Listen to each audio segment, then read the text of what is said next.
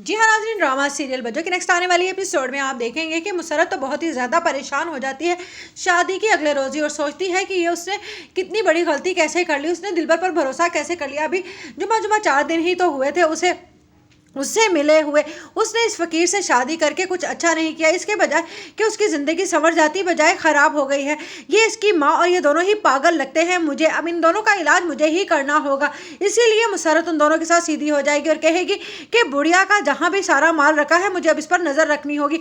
और इसकी ये फजूल की हरकतें, तरह तरह के आदमियों से इस तरह से सामान ऐंठती है ये बूढ़ी, जैसे कि कोई नौजवान दोशीज़ा हो। उधर दिलबर अपनी माँ की इतनी बेइज्जती सुनने के बाद कहता है मुसर्रत से कि तुम ठीक नहीं कर रही, तुम तो जानती हो ना कि मेरी अम्मा को एक भूलने की बीमारी है, बस इसी वजह से उनकी यह हालत है। जिस पर कहती है मुसर्रत कि ये भूलने की बीमारी नहीं है बल्कि दूसरे लोगों को और फ्रॉड से पैसा रुपया ऐंठने की आदत है तुम्हारी अम्मा को, और अब ये आदतें ये नहीं चलेंगी, वरना मैं तुम दोनों माँ बेटे का वो दिमाग दुरुस्त करूँगी कि तुम लोग याद ही रखोगे। उधर आप देखेंगे कि जब देखती है शम्मो की बिल्कुल भी इज्जत नहीं हो रही उसके घर में, तो वो जाकर अपनी अम्मा के सामने रोती है और कहती है कि अम्मा अब तुम्हें आकर बात करनी होगी अम्मा से, वरना ये लोग तो मुझे पागल ही बना देंगे। जिस पर कहती है ए मुन्नी बेगम, शम्मो तू सारे घर के काम काज छोड़ और मेरे पास रहने के लिए आ जा।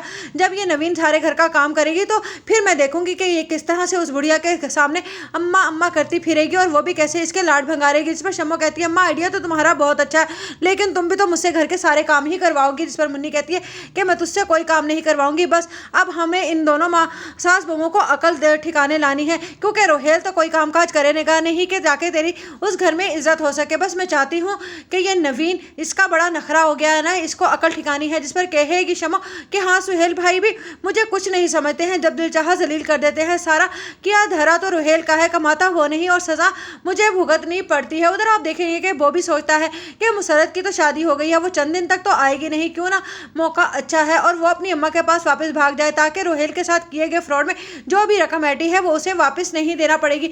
अगर वो यहीं पर रहा तो मुसर्रत उससे आकर हिसाब किताब मांगेगी और उसके पास तो बिल्कुल भी कुछ नहीं है। और अगर मुसर्रत तो मरने वाली नहीं, दिलबर पर भी ये राज खुल जाएगा और दिलबर से जो रकम ऐंठी है वो भी उसे चुका